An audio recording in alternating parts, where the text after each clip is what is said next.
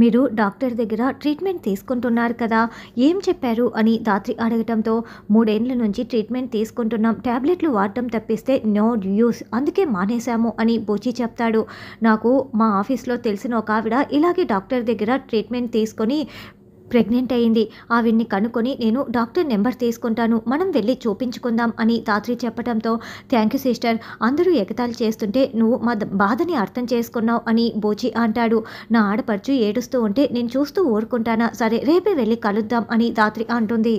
తర్వాత ధాత్రి రెడీ అవుతూ ఉంటే, ధాత్రి ఎంతసేపు అంటూ కేదార్ వచ్చి ఇక ధాత్రి అందానికి ముగ్ధుడైపోయి తదేకంగా చూస్తూ కూర్చుండిపోతాడు. హలో, నువ్వు నన్ను తిట్టడానికి వచ్చావు, ఇలా కూర్చున్నావేంటి అని ధాత్రి అంటే, నువ్వు ఇలా రెడీ అవుతూ ఉంటే ఎంతసేపైనా రెడీ అవ్వచ్చు, నేనేమనను, రెడీ అవ్వు అని కేదార్ కళ్ళార్పకుండా చూస్తూ ఉంటాడు. సరే రా వెళ్దాం, కాచి వాళ్ళు ఎదురు చూస్తూ ఉంటారు అని ధాత్రి వెళ్తుంటే, ఆగు ధాత్రి అంటూ కేదార్ ధాత్రి అందాల్ని పొగుడుతూ, అన్నట్లు ధాత్రి నాకొక కల ఉంది, మనం ఒక అమ్మాయిని కనాలి అని కేదార్ చెప్తుంటే, హలో, అమ్మాయికి బదులు అబ్బాయిని కనాలి, నువ్వు అదే రాసి పెట్టుకో అని ధాత్రి అంటుంది. లేదు ధాత్రి, నాకు అమ్మాయే కావాలి అని కేదార్ అంటే, హలో, అది మన చేతుల్లో లేదు అని ధాత్రి అంటుంది. అయితే సరే, అమ్మాయి పుట్టే వరకు నువ్వు అలా పిల్లల్ని కంటూనే ఉండు అని కేదార్ చెప్తే, ఇదేమైనా క్రికెట్ టీమా అని ధాత్రి అంటుంది. అరేరే, నాకు యాక్చువల్గా అలాంటి ఐడియా రాలేదు ధాత్రి, ఈ క్రికెట్ టీం ఏదో బాగానే ఉందే అని కేదార్ ఆట పట్టిస్తూ ఉంటే, నిన్ను కొట్టేస్తానని ధాత్రి అంటుంది. పతియే ప్రత్యక్ష దైవం, అలాంటిది నన్ను కొడతావా అని అంటే, నీలాంటి వాళ్ళను కొట్టచ్చు, ఏమీ కాదు అంటూ ధాత్రి తమాషాగా కొడుతూ ఉంటుంది. సిస్టర్, కాచి రెడీ అయిపోయింది, వస్తారా అంటూ బూచి రావటంతో ఇద్దరు కిందికి వెళ్తారు. అలా కాచి, బూచి, కేదార్, ధాత్రి నలుగురు కూడా బయలుదేరి వెళ్తూ ఉంటే, జగదాత్రి, కేదార్, మీ టైం అస్సలు మరీ ఇంత బాగోలేదని నాకు కూడా ఇప్పుడే అర్థమవుతోంది. మినిస్టర్ తాయారు తర్వాత ఇంకా ఏవేవో జరుగుతూ ఉంటాయి కదా, మీరు మాత్రం ఎట్టి పరిస్థితుల్లోనూ తప్పించుకోలేరు అని యువరాజ్ అనుకుంటూ వెంటనే మినిస్టర్ తాయారికి ఫోన్ చేస్తాడు. మినిస్టర్ గారు, ఆ జగదాత్రి, కేదార్ ఇప్పుడే రోడ్ నెంబర్ 3లో ఉన్న అమ్మ హాస్పిటల్కి బయలుదేరి వెళ్ళారు అని చెప్పడంతో, ఓ అవునా, అయితే వికీ నీకు రావాల్సిన డబ్బుని నీకు పంపిస్తాడు, నీ రుణం నేను ఉంచుకొని Yuvraj, thank you so much అని ఫోన్ పెట్టేస్తుంది. వెంటనే వాళ్ళ రౌడీలకి ఫోన్ చేసి, రే, ఆ జగదాత్రి, కేదార్ కార్లో రోడ్ నెంబర్ 3లో ఉన్న అమ్మ హాస్పిటల్కి వెళ్తున్నారు, ఏం చేయాలో మీకు ఎరికే కదా అని చెప్పడంతో, అలాగే మేడం, మేం చేసేస్తాం అని రౌడీలు చెప్తారు. కేదార్, మీకు కూడా పెళ్ళయి చాలా రోజులు అయిపోయింది కదా సిస్టర్, మీరు కూడా ఒక పాపనో బాబునో ప్లాన్ చేసుకోండి అని బూచి చెప్తూ ఉంటే, నేను కూడా అదే చెప్తున్నాను బావా, వినట్లేదు అని కేదార్ అంటాడు. ముందు మేము ఒక అబ్బాయిని కంటాము, తర్వాత మీరు ఒక అమ్మాయిని కనివ్వండి, పెళ్ళిళ్ళు చేసేసి మనం బంధువులం అయిపోదాం అని అనడంతో, నాకు డబ్బులోకే అని కేదార్ చాలా సంతోషపడుతూ ఉంటాడు. అంటూ ధాత్రి షాకింగ్గా చూస్తూ ఉంటుంది. అప్పుడే ఒక కారు అడ్డుగా రావడంతో, అన్నయ్య కారు అని ధాత్రి అరుస్తూ ఉంటుంది. అయితే బూచి సడన్ బ్రేక్ వేసి టర్నింగ్ తిప్పటంతో యాక్సిడెంట్ తప్పిపోతుంది. రే, బుద్ధుందా అంటూ యాక్సిడెంట్ చేయబోయడానికి చూసిన వాడే తిడుతూ వెళ్ళిపోతాడు. అయితే కారు ఆపకుండా వెళ్ళిపోవడంతో వీళ్ళందరూ కారు దిగి రే రే అంటూ కేకలు పెడుతూ ఉంటారు. ఏంటి సిస్టర్, వాడు అడ్డుగా వచ్చేసి మళ్ళీ వాడే అరుస్తూ ఎలా వెళ్ళాడో చూసావా అని బూచి అరుస్తూ ఉంటాడు. తాగి డ్రైవ్ చేస్తున్నట్లున్నారు, పదండి వెళ్దాం అని కేదార్ అంటాడు. అప్పుడే ధాత్రికి ఫోన్ కాల్ వస్తుంది. ఏంటి జగదాత్రి, నువ్వు యాక్సిడెంట్ తప్పించుకున్నానని అనుకుంటున్నావా, వాడు తాగి డ్రైవ్ చేశాడని అనుకుంటున్నావా? కాదు, నేను అలా చేయమన్నాను కాబట్టే ఇప్పుడు జస్ట్ మిస్ అయిపోయేలా చేశాను, నేను తలుచుకుంటే మిమ్మల్ని చంపేయను కూడా చంపేయగలను, ఇది జస్ట్ వార్నింగ్ మాత్రమే, నేను చెప్పింది చేయకపోతే మీ ప్రాణాలు పోతాయి అని తాయారు అంటే, మీకేం కావాలి అని ధాత్రి అంటుంది.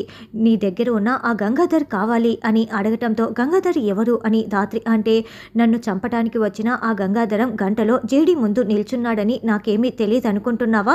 ఆ గంగాధరాన్ని జేడీకి అప్పచెప్పమని నువ్వు చెప్పావా? సరే, లేకుంటే మీ ప్రాణాలు పోతాయి, జాగ్రత్త అని తాయారు వార్నింగ్ ఇస్తూ ఉంటుంది.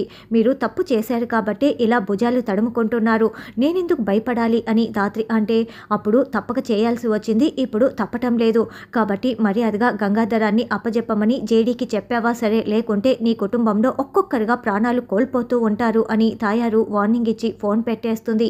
ఏమైంది ధాత్రి అని కేదార్ అడగటంతో అసలు విషయం కాస్త ధాత్రి చెప్తుంది. మరి ఇప్పుడు హాస్పిటల్కి వెళ్లే లోపల మళ్ళీ అటాక్ చేస్తే ఎలా ధాత్రి అని కేదార్ అంటే, కాచి వాళ్ళ ముందర మనం కొట్టలేము, సరే చూద్దాం పదా అని ధాత్రి అంటుంది. మళ్ళీ బూచి కార్ డ్రైవ్ చేస్తూ ఉంటే అప్పుడే ఒక ఇద్దరు ఆకతాయిలు బైక్లో వచ్చి కారు అద్దానికి కోడిగుడ్లను కొట్టేస్తారు.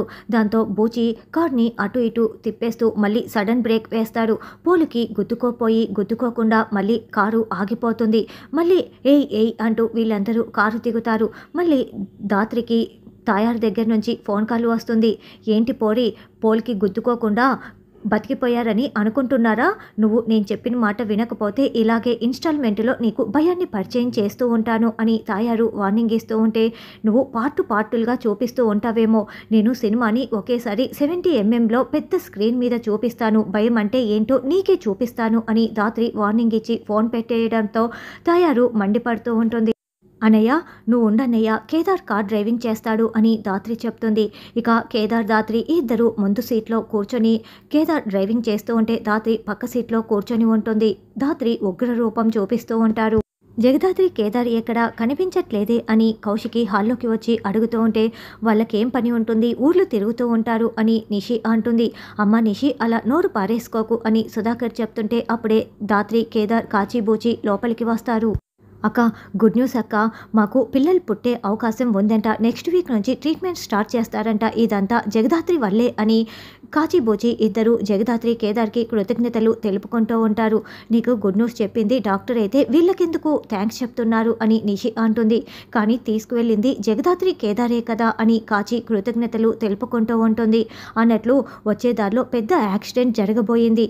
సమయానికి జగదాత్రి హ్యాండ్ బ్రేక్ వేయటం వల్లే మేము ప్రాణాలతో బయటపడ్డాము అని దాత్రి చెప్పడంతో, హో మై గాడ్, సరేలే, ఎలాగో మీరు సేఫ్గా ఇంటికి వచ్చారు అని కౌశికి చెప్తుంది. అప్పుడే ఇన్స్పెక్టర్ దగ్గర నుంచి ఫోన్ కాల్ వస్తుంది. మీ బెయిల్ గడువు పూర్తయిపోయింది, మీరే వస్తారా లేకుంటే మళ్ళీ మేమే వచ్చి అరెస్ట్ చేసి తీసుకువెళ్లాలా అని ఇన్స్పెక్టర్ బెదిరిస్తూ ఉండటంతో, ఇంకా 4 గంటల సమయం ఉంది, ఈ లోపల నిజాలు బయటపడతాయి అని దాత్రి చెప్తుంది. ఈ 4 గంటల్లో ఏం అద్భుతాలు జరుగుతాయి అనుకుంటున్నావు అని యువరాజ్ అంటే, ఏమో, హంతకులు దొరికిపోవచ్చు, వాళ్ళని అరెస్ట్ చేయొచ్చు అని కేదార్ వార్నింగ్ ఇస్తాడు. సరే, 4 గంటల సమయం తర్వాత మీరే వచ్చేయండి అని ఇన్స్పెక్టర్ ఫోన్ పెట్టేస్తాడు. ఇప్పుడు వెళ్తే ఏంటి, 4 గంటల తర్వాత వెళ్తే ఏంటి, ఎలాగూ జైలు శిక్ష కౌశికి పడాల్సిందే కదా అని వైజయంతి అనడంతో కౌశికి బాధపడుతూ గదిలోకి వెళ్తుంది. బాబుని ఎత్తుకొని ఏడుస్తూ ఉంటే, వదిన, తప్పు చేసిన వాళ్ళే ధైర్యంగా ఉంటే మీరెందుకు ఏడుస్తున్నారు, ధైర్యంగా ఉండండి, దొంగలు ఖచ్చితంగా దొరికిపోతారు అని దాత్రి అంటుంది. అవునక్క అంటూ కేదార్ కూడా ధైర్యం చెప్తూ ఉంటాడు. ఏంటి యువరాజ్ ఆలోచిస్తున్నావు, అక్కకి శిక్ష పడకూడదు, అక్కని కాపాడుకోవాలని మాత్రం నువ్వు అస్సలు మాట్లాడకు, ఈ 4 గంటల్లో ఎలాంటి అద్భుతాలు జరగవు, కౌశికి వదిన ముఖం చూస్తుంటేనే నాకు చాలా సంతోషంగా ఉంది అని నిషి అంటే, అవును నిషి, అక్క మాత్రం అస్సలు తప్పించుకోకూడదనే నేను అనుకుంటున్నాను, శిక్ష పడి తీరాల్సిందే అని యువరాజ్ కూడా కఠోరంగా మాట్లాడుతూ ఉంటాడు.